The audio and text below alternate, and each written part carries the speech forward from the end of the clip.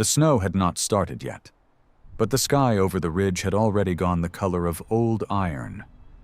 A man knelt beside a flat stone marker at the edge of a small burial plot, brushing frost from its surface with 2 fingers, slow and careful, the way another man might straighten a collar before church. He did not pray out loud. He simply stayed there a moment longer than the cold allowed, then stood and looked toward the house behind him. It was not a house yet. It was walls, gray stone stacked without mortar, rising uneven in some places, waist-high in others, and completely absent along one whole side where the wind came hardest. Somewhere past the tree line, 2 men on horseback slowed their pace just to look. "He's still at it," one of them said. Not quite loud enough to carry, but not quite quiet enough to be private either. The other one didn't answer right away. He only shook his head, the kind of head shake that meant pity more than judgment. Everyone in the valley had built the same way for as long as anyone could remember. Sod, timber, whatever the land gave you fastest.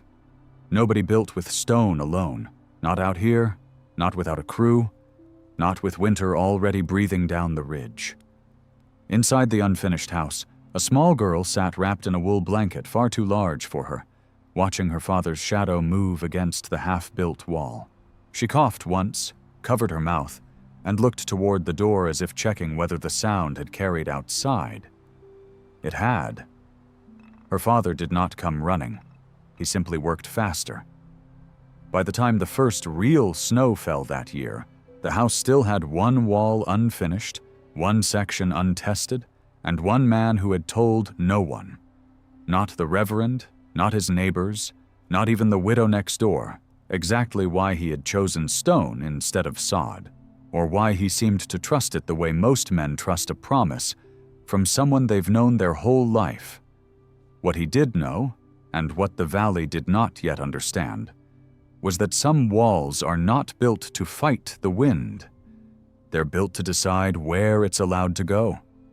If you're watching this from somewhere cold tonight, tell us where in the comments. Stories like this survive because people still care enough to remember them. And if frontier wisdom like this matters to you, subscribing helps keep it alive. Silas Monroe was 44 years old, and until 3 years earlier, he had never expected to see the American plains at all.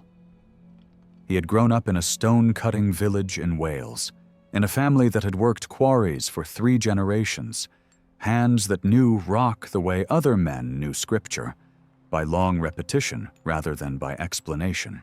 He had come west with his wife, Eleanor, chasing the promise of land that was theirs and no one else's. For a while, it had been enough. Then came the winter that took her. It was not a dramatic winter, not by the standards of the valley. No blizzard was blamed. No single storm was named as the cause. It was simply cold for a long time, inside a sod house that never quite held its warmth. And Eleanor's lungs, already weak from a childhood illness, had not been strong enough to outlast it. She died in February, with frost still on the inside of the window pane. Silas buried her on a low rise above the house, marked with a flat stone he had cut and set himself, because it was the one thing he knew how to do with his hands that felt like it meant something. Now, 18 months later, he knelt at that same marker most mornings before work began, not out of ceremony, but because it was the only quiet part of his day. His daughter, Nora, was 9 years old, and she had inherited her mother's lungs. The cough had started the previous winter, mild at first, the kind of thing every parent in the valley learned to live with. But by spring, it had grown a rough edge to it, a sound that made Silas stop whatever he was doing and listen until it passed. The town doctor, when he'd made the ride out in summer, had said the same words doctors in that region often said when there was little else to offer. Keep her warm. Keep her dry. Watch for the fever. Silas had spent the summer watching the sky more than he watched his fields. He knew what everyone else in the valley knew, which was that soddies were what you built when you didn't have the time or the money for anything else, and timber frame houses were what you built when you did. He had lived in a soddy for 3 years, and he had watched it fail his wife slowly, the way a wall of packed earth always let a little more cold through than it should, always demanded another lantern lit through the worst of the night just to keep the frost off the far corner. He had also spent that summer walking the ridge above his land more than anyone thought was reasonable for a man who was supposed to be farming. He was not looking for grazing ground. He was looking at stone. The night that decided it came in early September, weeks before the valley expected any real cold. An early cold snap had rolled down from the north, the kind that farmers dismissed as nothing more than a preview, gone again within a day or two. Silas had not dismissed it. He had lain awake in the soddy, listening to Nora's breathing change from the steady rhythm of sleep into something shallower, something that caught every few breaths like a hinge that needed oil. By midnight, she was coughing hard enough to wake herself, curling forward with both hands pressed to her chest, and Silas had done what he always did, built up the fire, warmed water, sat beside her bed until the worst of it passed. It passed. That time. It passed.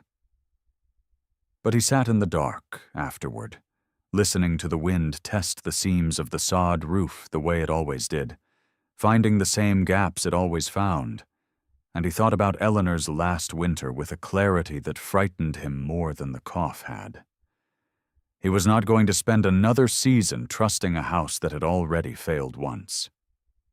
The obvious answer, the one every neighbor would have given him without hesitation, was timber. Cut logs, notch them, stack them, chink the gaps with mud and grass the way half the valley did. It was faster than stone. It required less labor per log than stone required per rock. It was, by every practical measure, available to a widowed farmer with one daughter and no hired help. The sensible choice. Silas did not choose it. He kept thinking about the quarry village of his childhood, and about the old stone cottages that had stood there for generations, walls 2 feet thick, built without mortar, built by men who understood something about how heat moved through rock that most farmers on the plains had never needed to learn, because most farmers on the plains had never had stone worth building with close enough to bother. He had stone. He had walked the ridge enough times that summer to know exactly where. What he didn't have was time, help, or anyone in the valley who understood why a grieving man with a sick child was suddenly talking about quarrying his own house out of a hillside, instead of simply doing what everyone else did. He decided anyway. That was the part no one in the valley would understand until much later. He decided before he had a plan, before he had tested anything, before he even knew whether the stone on that ridge was good enough to work the way the stone back home had worked.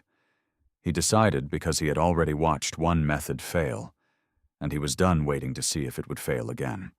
Word travels fast in a valley with only 40 families in it, and by the time Silas had marked out the foundation lines with stakes and string, half the valley already knew what he intended to do.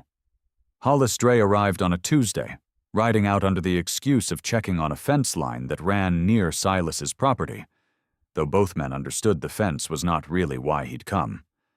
Hollis was 51, had farmed the valley longer than almost anyone still living there, and had built 3 separate homes over the years, 2 soddies and 1 timber frame, each time learning something new about what the plains demanded and what they didn't forgive.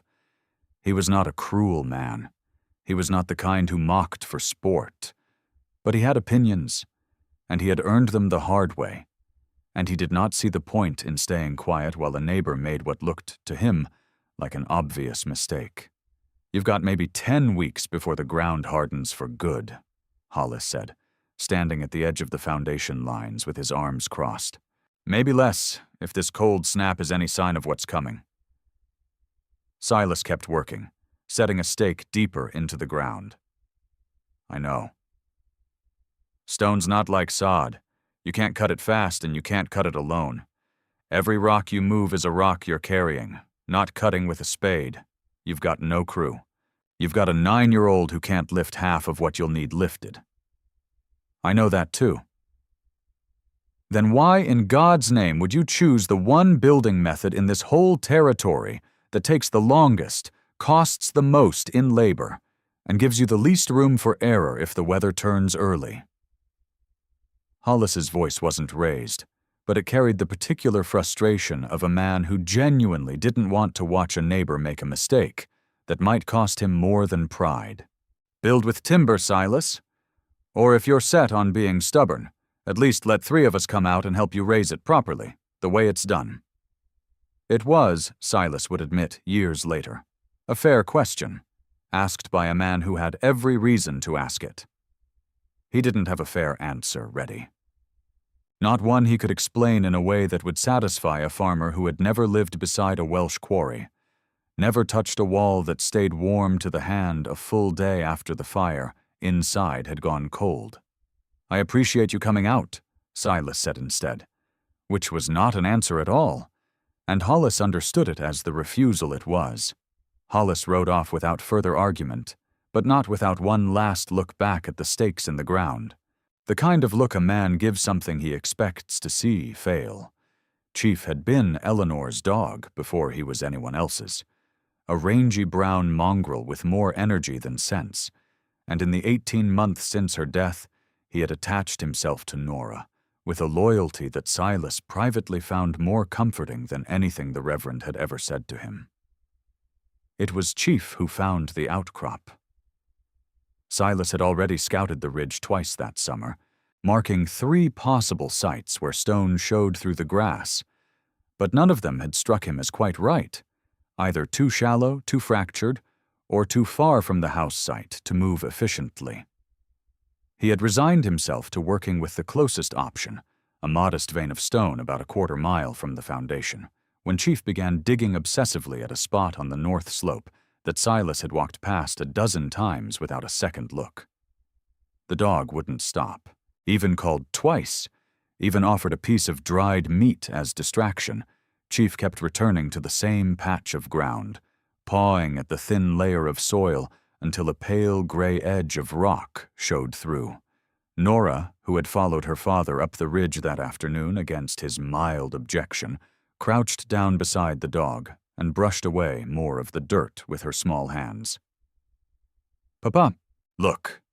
What lay beneath the topsoil was better than anything Silas had found on his own scouting trips. A broad, relatively flat bed of stone close enough to the surface to work without heavy digging, and dense enough, when he struck it once with the flat of his axe, to ring rather than crumble. It was the kind of stone that split cleanly along natural lines, the same quality his father had taught him to listen for back in Wales, tapping a hammer against a quarry face and trusting the sound more than the eye. It was also, inconveniently, further from the house site than the vein he had already planned around. Moving stone by hand, even good stone, even stone that split easily, was slow work for one man. Every block had to be pried loose, tested, carried or dragged, and set again, and the extra distance meant extra hours he did not have, with a growing suspicion that the early cold snap in September was not a fluke, but a warning. Still, standing over the outcrop with his daughter beside him, and the dog still digging happily at the edge of it, Silas made the second decision of that autumn that no one else in the valley would have made in his position. He chose the better stone, distance and all. Some choices, he was beginning to understand, were not about doing the fastest thing available. They were about doing the one thing that gave you the best chance of not needing luck later. The work that followed did not look like progress, not to anyone watching from the road. Silas rose before light most mornings and walked the 1/4 mile to the outcrop with a mattock, a pry bar, and a sledge that had belonged to his father. The same tools his family had used for 3 generations in a country most of his neighbors would never see. He worked the natural seams of the rock the way he'd been taught, listening for the particular dull ring that meant a stone would split clean, rather than forcing a block that would only crack unevenly and waste half a day's effort. Nora came with him most afternoons, once her morning chores were done.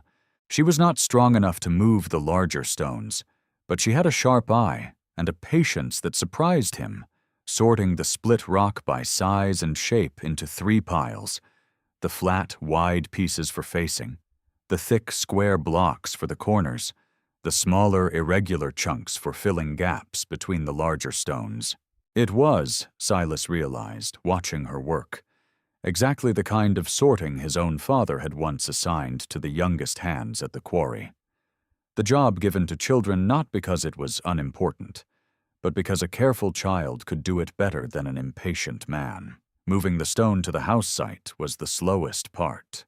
Silas had no ox, no cart built for the weight, only a low wooden sledge he'd built himself, dragged by hand across ground still soft enough in places to fight him with every step. Some days he moved perhaps a dozen usable stones.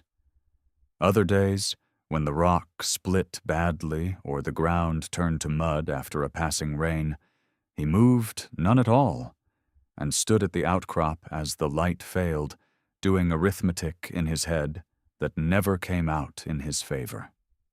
Agatha Voss, a widow whose land bordered Silas's to the east, watched the slow procession of stone-laden sledges from her porch more afternoons than she would have admitted to anyone. She was not unkind, but she had buried a husband to a barn fire 2 winters back, and she had little patience left for what looked, to her, like a man wasting the last good weeks of the season on a project that would leave his daughter without a finished roof when the real cold came. "You'll have 4 walls and no roof by first snow," she told him once, when he passed her fence line, dragging a particularly large corner stone. It was not said cruelly. It was said the way a woman says something she has thought carefully about and would rather be wrong on. Silas only nodded, because he suspected she might be right, and kept walking. By the 3rd week of October, the foundation was laid, and the first course of wallstone was rising, stacked without mortar in the old dry stone style, each stone chosen and turned and tested by hand until it sat without wobble against its neighbors, locked in place as much by its own weight and the careful angle of its bed as by anything holding it there. 3 of the 4 walls were rising at a pace that gave Silas something he had not let himself feel in 18 months. Something close to hope. The north wall was the one that worried him, and the north wall was the one that failed first. He had rushed it, and he knew it even as he built it.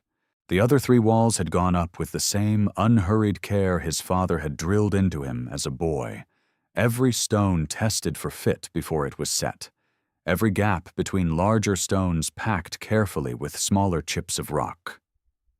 The north wall, facing the direction the worst winds came from, was also the wall he built last, with the season closing in and daylight running shorter every week. He had stacked it faster than he should have, trusting his eye more than his hands, setting stones that fit well enough rather than stones that fit exactly. The first hard frost of late October told him what he'd done wrong. He and Nora had moved into the house before it was fully finished, the roof timbers up and thatched with prairie grass, the south, east, and west walls solid, the north wall complete in height but rougher in its joints than the rest. It was, Silas told himself, good enough for a mild night.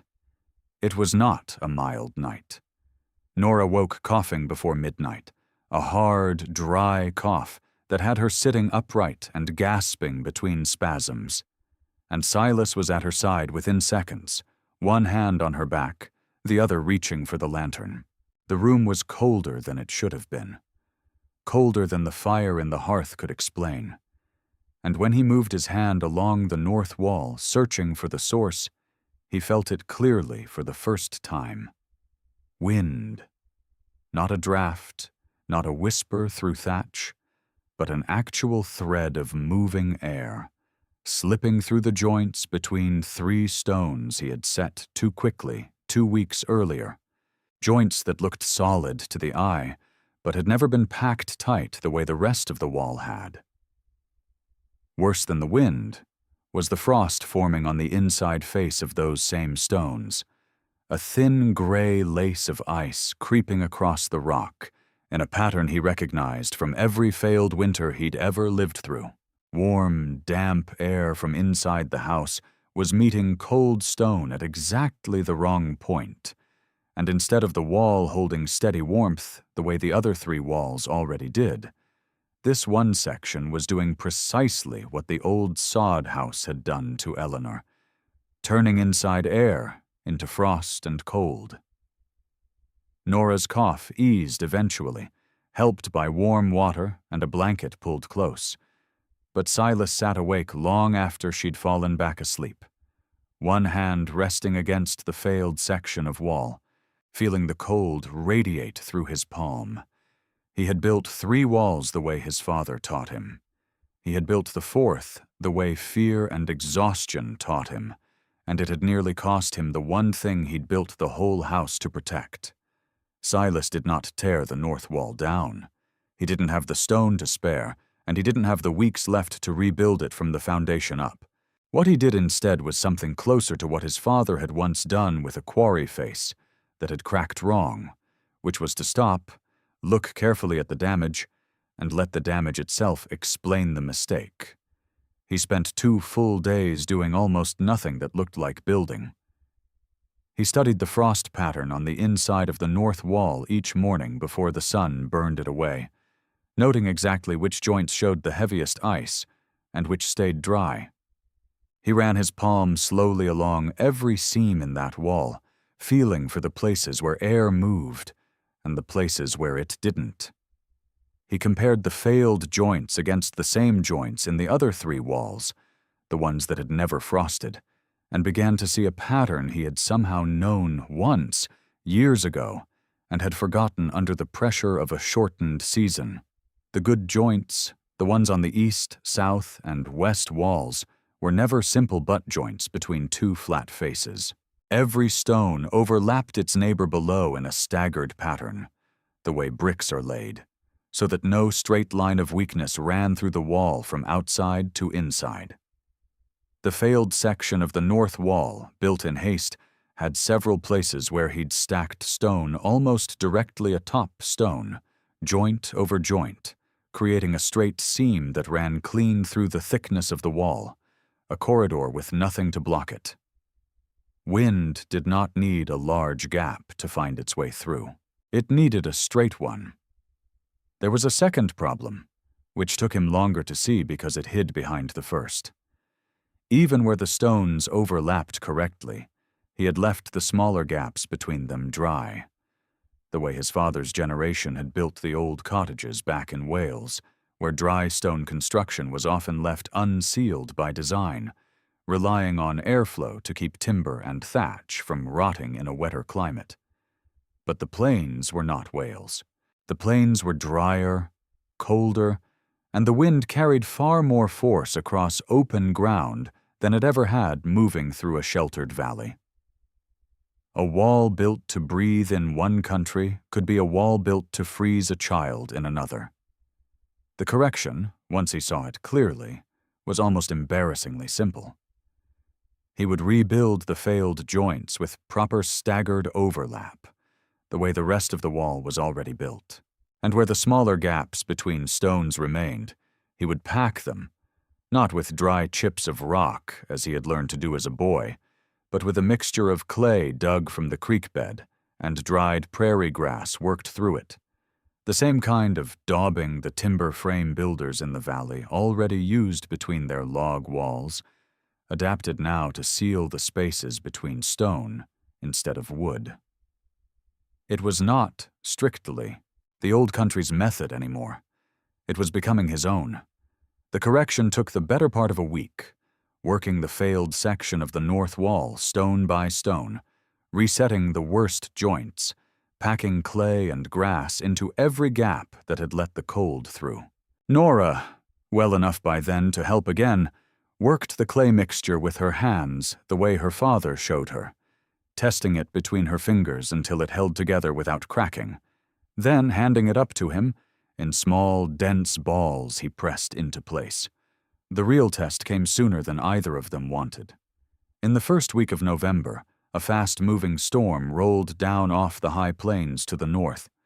Not the true blizzard the valley still expected sometime in the coming months, but sharp enough, with wind strong enough to rattle loose shutters 2 farms over and drop the temperature more than most families were prepared for that early in the season. Hollis Dray lost a section of his own barn roof to it.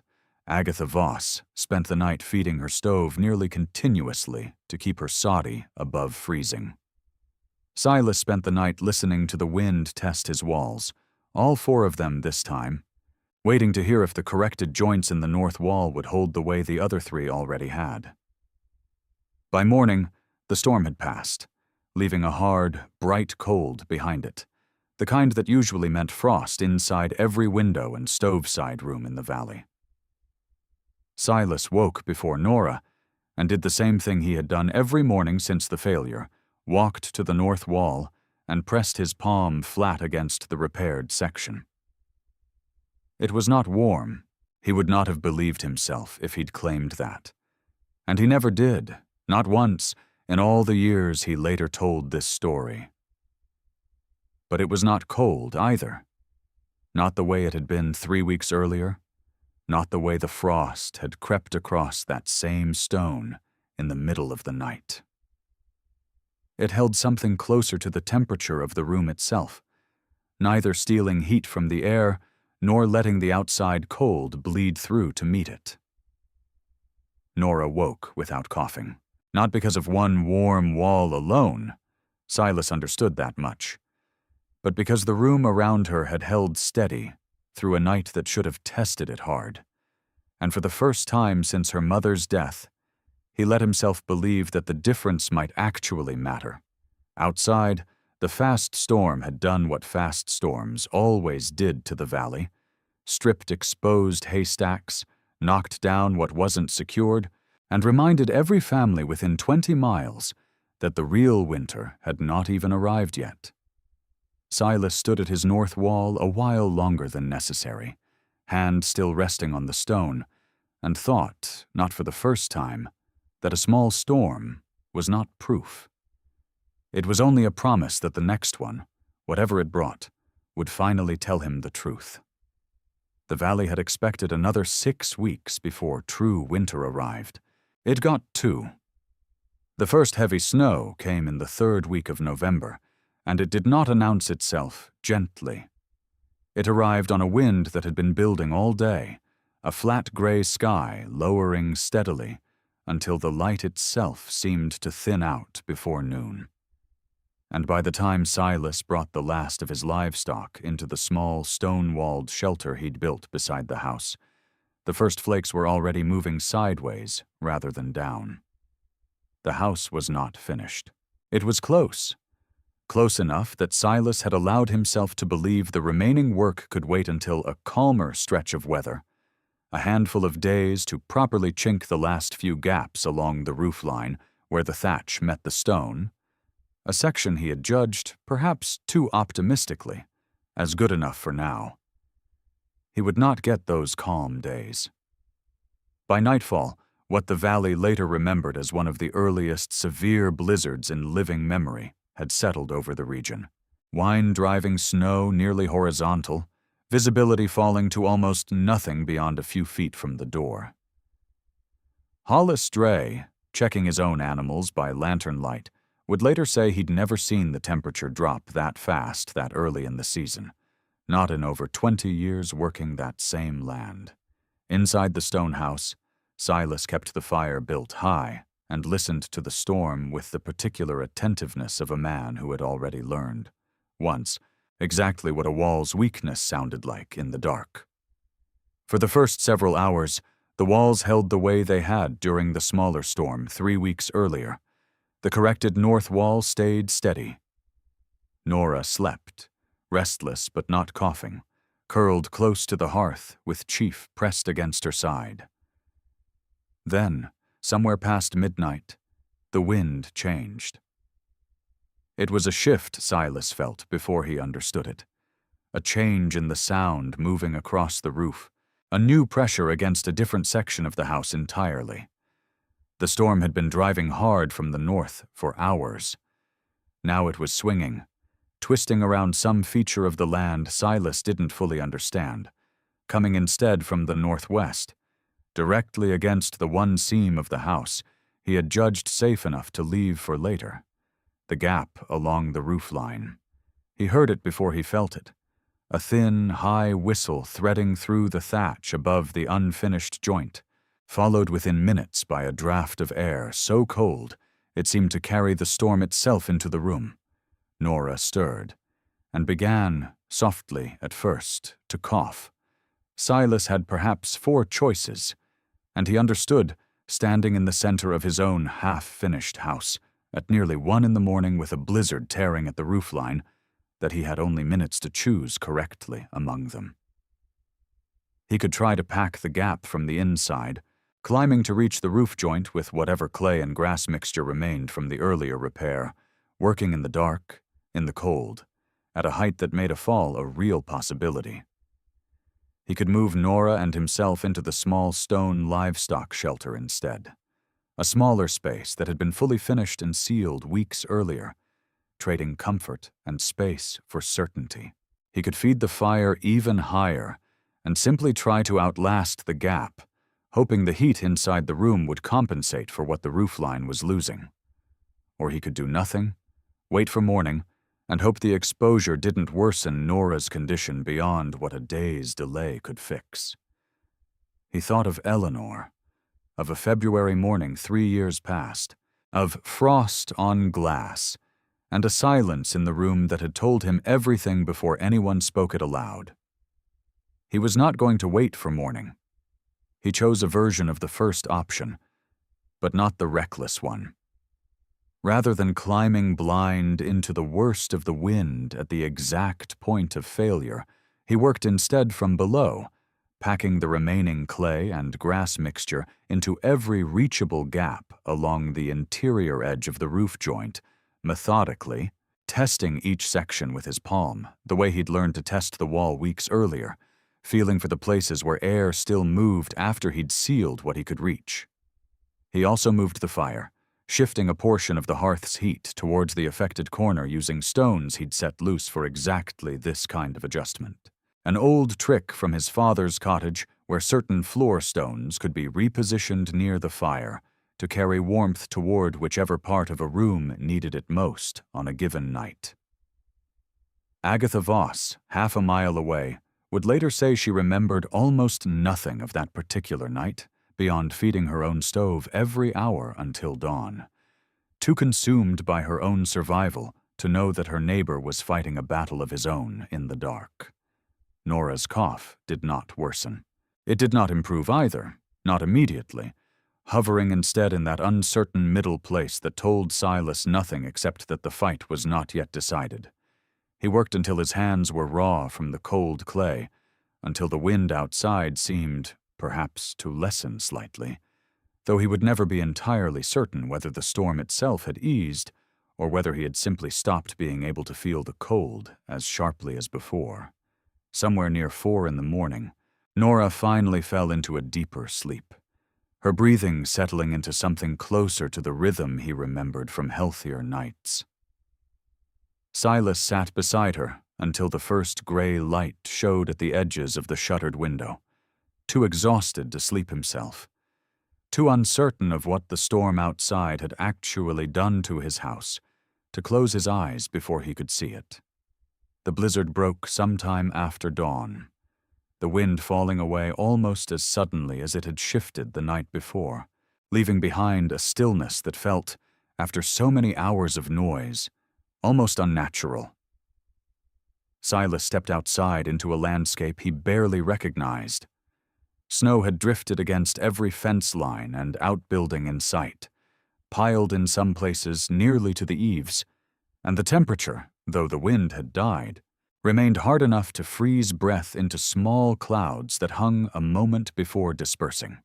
He walked the full perimeter of his house before he allowed himself to feel anything about what he saw. The roofline joint he had packed in the dark had held well enough. A thin crust of frost marked the exact edge where he'd worked, evidence of the fight that had taken place there. But no deeper ice had formed beyond it, no sign that the cold had truly breached the interior the way it had once threatened to. More than that, though, was the snow itself. Along three sides of the house, the drift pattern told a story Silas hadn't fully anticipated when he'd first chosen his design. The stone walls, solid and unmoving against the wind, had not fought the storm directly. Instead, the snow had piled against the base of each wall in long, sloping banks, drift lines that curved and settled the way water finds the lowest available path. The wind losing its force gradually against an obstacle that gave it nowhere sudden to catch. Hollis Dray's barn, by contrast, had lost a section of roof entirely, torn loose where the timber structure had met the wind at a sharper, more resistant angle. Agatha's soddy had fared better structurally, sod being naturally low and rounded, but she'd burned through nearly her entire remaining store of dried dung fuel just to keep her single room above freezing through the worst hours. Nora woke mid-morning, tired but breathing easily. Color returned to her face in a way that made Silas close his eyes briefly before he trusted himself to speak to her. He walked back to the north wall, the same section that had failed weeks earlier, and pressed his palm against it the way he had every morning since the repair. It held the same faint, steady warmth it had held after the smaller storm. The blizzard that the valley would talk about for years afterward, the one that dropped temperatures faster and earlier than anyone could remember, had found exactly one weakness in Silas Monroe's house, and it had found it in the one place he'd left for later. He had corrected it in the dark, with cold hands and no certainty, and it had been enough. Barely, but enough.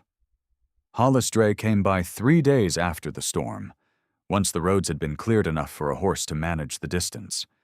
He did not come to check a fence line this time, and he did not pretend otherwise.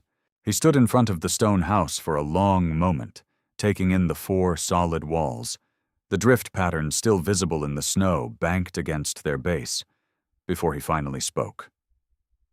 "Lost half my barn roof," he said. "Agatha went through most of her winter fuel in one night." Silas said nothing, waiting. "Your girl," Hollis continued, "she all right?" "She's all right."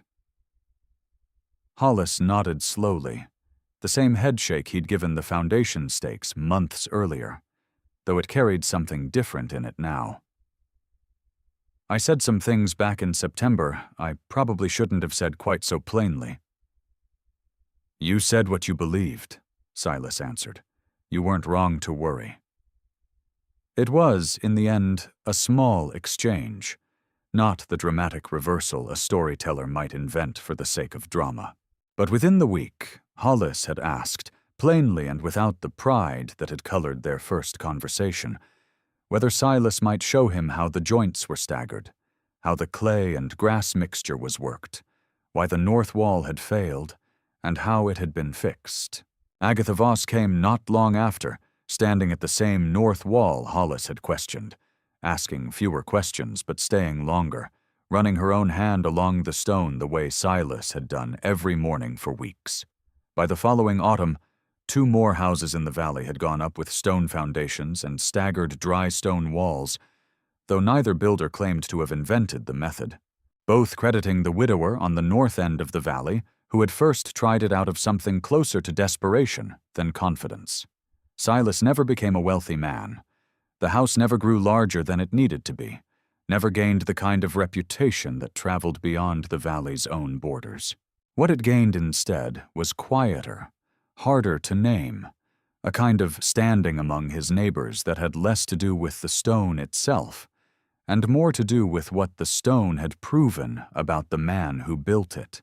Nora grew up strong enough, in time, to help raise a stone wall of her own on a piece of land not far from her father's. Though that is a different story, for a different night.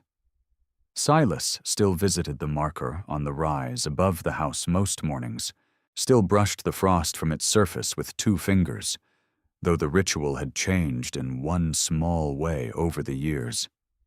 He no longer knelt there, wondering what he could have done differently. The wall had never been about fighting the winter. It had only ever been about giving the winter fewer places left to take from them. This story is presented for educational and historical storytelling purposes. It is not engineering, construction, or safety advice,